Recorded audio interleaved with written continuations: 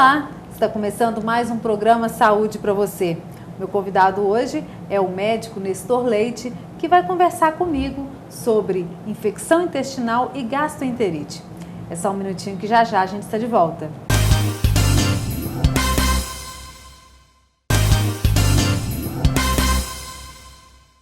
Já estamos de volta com o programa Saúde para você. Agora sim, eu vou conversar com o Dr. Nestor sobre infecção intestinal e gastroenterite. Olá, doutor, seja bem-vindo aos nossos estúdios. Sempre um prazer. Nestor, fala pra gente primeiro, conceitua o que é infecção intestinal? É muito fácil da gente colocar as duas, né? As duas afecções, a infecção com a gastroenterite, porque as duas estão extremamente interligadas, né? A gastroenterite nada mais é do que uma inflamação, né, normalmente envolvida em relação a estômago e intestino. E a infecção intestinal, o próprio nome já diz, normalmente o intestino ele é acometido por uma infecção que pode ser por vírus ou bactéria, né? Então, uma coisa está relacionada à outra, né? O que a gente tem que deixar claro é que nem toda gastroenterite vai ser infecciosa. Existem gastroenterites que não são infecciosas. Gastroenterite eosinofílica, linfocítica, são gastroenterites voltadas mais para reações imunológicas, né? E existe a gastroenterite que pode ser infecciosa, que seria por vírus ou por bactéria, né? Então, na verdade, basicamente, quando se tem uma infecção intestinal sintomática, a gente tem uma gastroenterite associada, né? Mas nem toda gastroenterite a gente vai ter uma infecção associada. Agora, doutor Nestor, faz uma relação das duas, né, da gastroenterite com a infecção intestinal. Qual que é a relação delas? Normalmente de causa e efeito, né? A infecção intestinal vai gerar uma gastroenterite. Essa é a relação principal entre as duas, né? Por mecanismos de processo inflamatório e mecanismos de defesa, né? Então, essa relação, mas como eu disse, o inverso não é verdadeiro, né? A gastroenterite tem que se tomar muito cuidado com isso, porque existem gastroenterite com sintomas muito semelhantes à gastroenterite causada pela infecção intestinal e que não é uma infecção intestinal, né? O tratamento muda completamente. Então, assim, a relação principal é exatamente essa infecção do trato gastrointestinal, principalmente em relação ao intestino. Essa infecção leva a uma inflamação que seria a gastroenterite. Acaba a gente chamando de gastroenterite bacteriana ou gastroenterite viral. Mas toda pessoa que tem infecção intestinal, então vai ter gastroenterite? Sim, exatamente, né?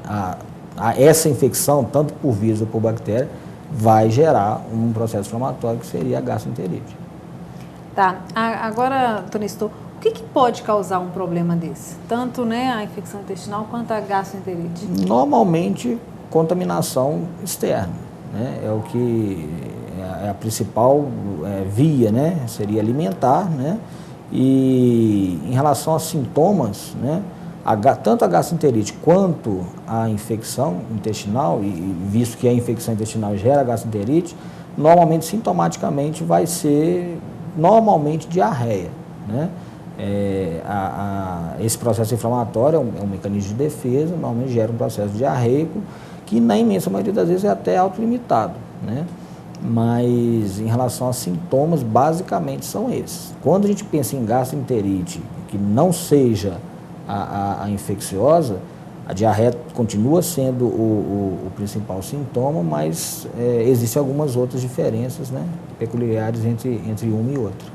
Mas a causa, ela é só o alimento, então, que pode causar? Da gastroenterite infecciosa, normalmente sim. Ela vai ser por mecanismo de contaminação, na imensa maioria das vezes, alimentar. E nas outras vezes? Quando se pensa na gastroenterite, né, nas outras gastroenterites, por exemplo, a linfocítica, a eosinofílica, seria um processo imunológico, né, não tem relação com infecção. Grosseiramente falando, seria uma reação alérgica, vamos colocar assim. Não é bem alergia, mas para ficar melhor, para se entender. Existem outras, por exemplo, outras gastroenterites, por exemplo, uma colite, que não deixa de ser uma gastroenterite. A colite é uma inflamação do intestino grosso, né? Mas não deixa de ser uma gastroenterite. por exemplo, causada em pessoas que são submetidas à radioterapia. Essa colite é uma colite actínica, né? Então, seria pelo próprio tratamento queimar ali a mucosa e fazer um processo diarreico, né? Mas em relação à gastroenterite infecciosa, contaminação alimentar. Tá, você falou que o principal sintoma é a diarreia e que tinha outras diferenças, né, das duas. Quais diferenças são essas? Isso é importantíssimo, né? As gastroenterites não infecciosas normalmente vai ter lá diarreia, tem padrões de diarreia diferentes, que é muito inespecífico, é muito variado, né? Mas enfim, o leigo ele se atém à diarreia, a gente é que tenta esmiuçar esse tipo de diarreia. Então, primeira coisa, né? A diarreia, existem padrões diferentes, mas que todos os subtipos aí podem dar padrões iguais da diarreia. No caso da gastroenterite infecciosa, na maioria das vezes a gente tem febre associada. Quando existe uma infecção um pouco mais penetrada, um pouco mais sintomática, o paciente ele fica astênico, ele fica com o corpo mole, a febre pode acontecer de dar febre alta. Em alguns casos pode acontecer sangramento, que daí não é especificamente da infecciosa, né? Qualquer gastroenterite pode acontecer, mas a infecciosa também pode dar sangramento. No caso das gastroenterites, tanto viral quanto bacteriana, dentro delas existe a febre, essa astenia, essa dificuldade que a pessoa tem de se manter no trabalho, enfim, né? Mas entre elas ainda há diferença, porque a gastroenterite viral tende a ser, quando tem febre, uma febre mais baixa, a bacteriana tende a ser uma febre mais alta. Normalmente o sangramento acontece mais frequentemente na gastroenterite bacteriana, não na viral, sendo que também pode, mas é mais frequente na bacteriana. A bacteriana pode evoluir com a diarreia mucosa, sai um catarro junto com as fezes, né? Então, dentro da gastroenterite infecciosa ainda tem algumas alterações que tem que ser avaliada por causa do tratamento, principalmente. Isso influi no tratamento, né? Na diferença. Tá. Nós vamos para um pequeno intervalo. Programa Saúde para você. Volta já.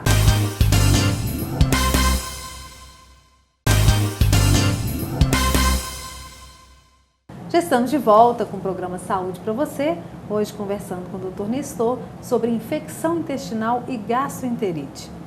Agora, Dr. Nestor, nós temos uma pergunta do quadro Pergunte Seu Médico. Vamos ouvir a pergunta. É normal uma cólica muito grande neste período?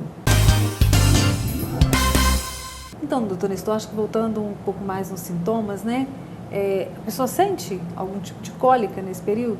Nossa, bastante comum, bem comum, né? A gastroenterite, de modo geral, né, ela é causada por um aumento da peristalse, do movimento intestinal, né, como um todo. Considerando que a gente tem mais ou menos aí 6 metros de intestino delgado e 1,5 mais ou menos de grosso, tudo isso aí se contraindo, né, para fazer o mecanismo diarreico que normalmente está interposto aí nessa patogênese. A cólica é muito comum.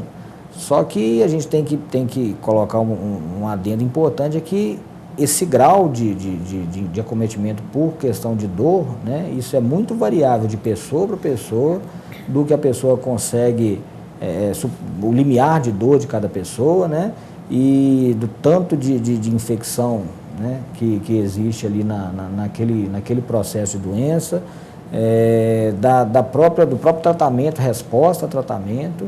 Então, isso tem diversas variáveis, mas a cólica ela é bem comum. Pode acontecer de ter uma gastroenterite que não evolui com tanta dor, né? Mas é normalmente muito presente. Agora, doutor Nestor, quando procurar um médico por causa desses sintomas? Quando é que a situação fica um pouco mais grave? Na verdade, quando se pensa em infecção, né, se recomenda procurar médico sempre, né, independente de questão da questão clínica. Logicamente que existem gastroenterites muito fugazes, às vezes a pessoa tem alguns episódios de diarreia durante o dia ali, depois à noite já está bem, não evoluiu com essa astenia, né, com essa fraqueza muscular, não deu febre, então às vezes a pessoa acaba no outro dia acordando bem. Mas normalmente recomenda-se procurar em relação à infecção, à gastroenterite, principalmente se começar a evoluir em um tempo maior, né? e principalmente se tiver sinais de alarme, como sangramento, né, como a questão do muco nas fezes, né, e essa astenia. Isso são sinais que normalmente requer alguma intervenção. Em alguns casos, mesmo que não esteja tão evidente esses sinais, lembrar que diarreia causa desidratação, né? Então a desidratação, ela não é incomum ela ser a complicação maior da gastroenterite, principalmente em criança. Então, normalmente, recomenda-se procurar o médico, principalmente para fazer essa diferenciação dessas gastroenterites agudas, infecciosas, né? E em relação à necessidade de determinado tratamento específico para cada um.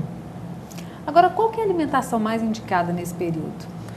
É a comidinha de doente, de hospital, né, que normalmente se fala. Normalmente se recomenda no período inicial nem forçar muito a alimentação do dia a dia, né? Alimentação mais líquida, repor líquido à vontade, né?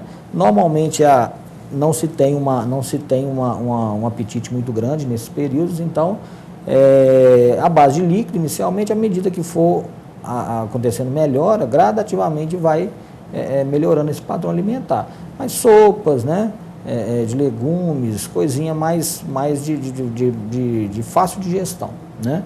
E à medida que as coisas vão melhorando, a pessoa vai voltando ao padrão alimentar normal, lembrando que mesmo depois de melhorar a gastroenterite, um tempinho depois ainda é bom tomar um certo cuidado com a alimentação mais pesada.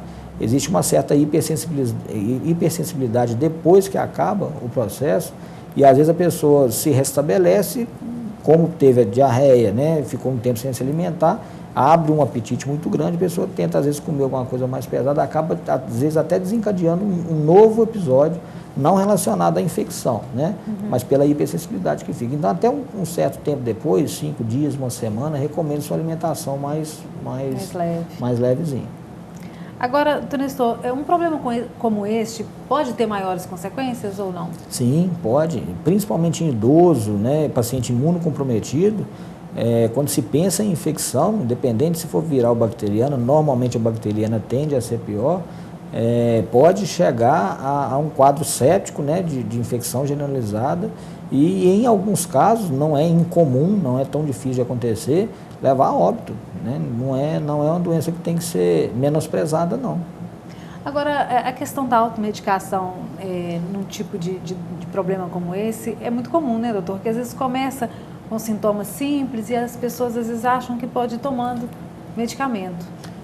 Normalmente é o que acontece em relação à gastroenterite, né, infecciosa ou não, diarreia de modo geral. Normalmente o paciente já chega no consultório já tendo tomado alguma coisa. O que a gente normalmente recomenda é o seguinte: não há contraindicação para hidratação, né, para melhorar essa parte da dieta. O que nunca deve se fazer é tomar remédio antidiarreico, que acontece demais, as pessoas chegarem falando que tomou determinado medicamento, né, para cortar a diarreia. Isso não de maneira nenhuma, e pensando na causa. Se existe uma infecção intestinal, a diarreia é um mecanismo de defesa, né? O organismo está colocando o que fez mal ali para fora. Se a gente toma um remédio para prender, isso vai piorar o quadro, pelo menos vai arrastar o quadro um pouco mais. Então, assim, esses antidiarreicos não se toma, em hipótese alguma, né? Principalmente em relação à automedicação. E antibiótico terapia, normalmente o paciente não vai conseguir fazer hoje porque precisa de receita médica, né? Hoje em dia só se vende antibiótico com retenção de receita. Então, isso controlou um pouco mais. Mas ainda existe casos em que a pessoa às vezes tem um antibiótico residual em casa e acaba tomando. Isso não se deve fazer, né? Mas a reidratação oral, aí sem problema. Tratamento? Depende da causa, né? As gastroenterites não infecciosas, cada uma vai ter o seu tratamento específico, né? E em relação às gastroenterites infecciosas, normalmente a viral vai ser sintomática, reidratação, se tiver com febre, antitérmico, né? Mudar esse aspecto alimentar. E normalmente a bacteriana, a gente entra com antibiótico terapia, né? Lembrando que a gente pode ter essa diferenciação da bacteriana com a viral pela clínica, né? Presença de sangue, de muco, enfim, ou não. E existe possibilidade também laboratorial. Em alguns casos, um hemograma simples, às vezes a gente consegue fazer a diferenciação entre a gastroenterite, né, viral e a gastroenterite bacteriana, né, às vezes com um simples hemograma. Quando existe alguma dúvida maior, um quadro mais arrastado, uma clínica um pouco diferente do habitual, existe possibilidade até, por exemplo, de fazer cultura das fezes, para ver se existe alguma bactéria ali não habitual do meio, né? Tá aí, mais uma dica do programa Saúde para você. Agradeço a sua participação, doutor, no nosso programa. Eu que agradeço. Ficou alguma dúvida? Quer sugerir um tema para a gente? Escreva. O número do nosso WhatsApp está aparecendo agora na tela, ou então na nossa página do Facebook. Até o próximo programa. Saúde para você!